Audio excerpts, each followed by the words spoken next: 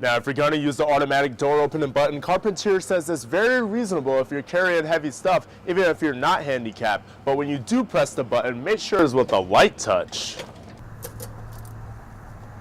instead of a heavy one. Stan Lee created heroes like Black Panther, the Hulk, and my favorite, Iron Man. And after a long time of creating comics like this one, his heroes are also on the big screen. The revitalization initiative in Plattsburgh will affect those who park in the parking lot on Durkee Street. There's a lot of technique when it comes to gardening that you wouldn't expect. Shimo says it's not only important to know what you're planting, but where you're planting it. And I'm Jabari Walker. Let's take a look at today's top stories. Plattsburgh residents have been unable to use the Webb Island footbridge for over a year, but its repair may be near. The bridge has been closed since November of 2017. The Plattsburgh City Council voted to go forward with a deal that could start repairs at a recent meeting. The plan would also include testing the bridge when construction is complete to make sure it is safe to use. The Plattsburgh City Council District also approved of a resolution to move forward. It's been a long process. There's been periods of disagreement, but I think what we have right now is the start of a period of agreement or alignment of perspective, and I'm excited about that.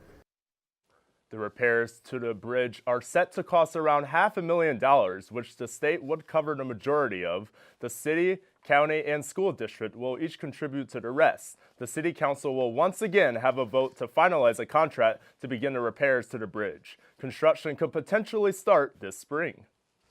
A new street festival is set to take place in downtown Saranac Lake over the summer.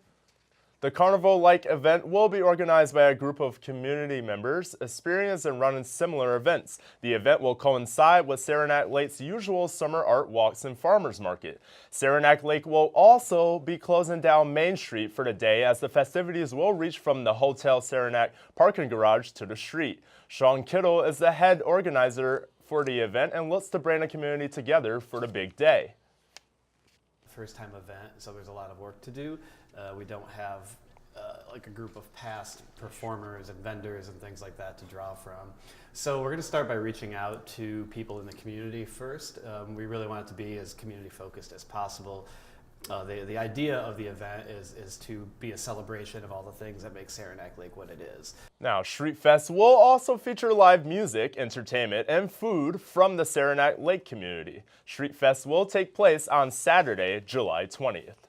When the weather gets hot, people usually like to take a dip in the pool. Newswatch shows us why that may become harder for the Plattsburgh community.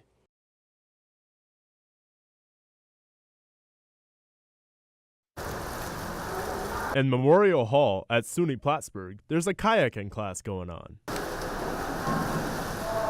But this class and many others like this won't last forever because the SUNY Plattsburgh pool is closing. There's a renovation.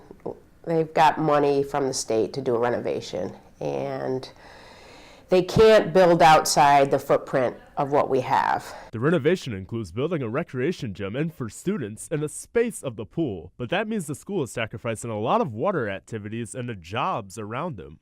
We have a lifeguarding program that we do. I teach a lifeguarding class, so we do one for the community. I teach a class. We have a Learn to Swim program for the youth. SUNY Plattsburgh lifeguard Claudia Surf gives her sentiment. It saddens me because I know the people who swim there. I work with them. I see them interacting with the facilities on campus, and I know how much it means to everyone. In downtown Plattsburgh, underneath the cardio room and the gym, there's another pool that may see changes. YMCA's Senior Director of Operations, Chris Tate, speculates. The thoughts are it's going to affect us. We just don't know to what extent. And because of the closing of the SUNY Plattsburgh pool, places like the YMCA may see more foot traffic. We feel like we're going to get more folks wanting to do swimming lessons with us here at the Y and utilizing our pool, but really, we don't know until it begins, I guess. Tate anticipates an increase of SUNY Plattsburgh students traveling to the YMCA, but when comparing the two pools, YMCA's literally doesn't measure up. Our pool is smaller than the one at the college for sure, and we do, different times of the day. We have open swim, rec swim, lap swim.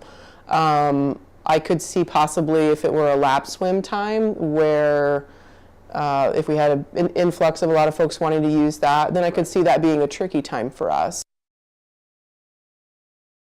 It's a sunny day. The sky is blue, the grass is green, and the trees are budding.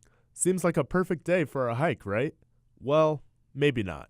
So many people underestimate the fact that even though it's nice at home, the trails are really muddy. Director of the Adirondack Vision Project, Julia Gorin, says winters are to blame. The snow is melting from up high. You have all that water running down the trails. You also have the frost that's coming out of the ground, so it essentially turns the top layers of the soil into like a mud soup.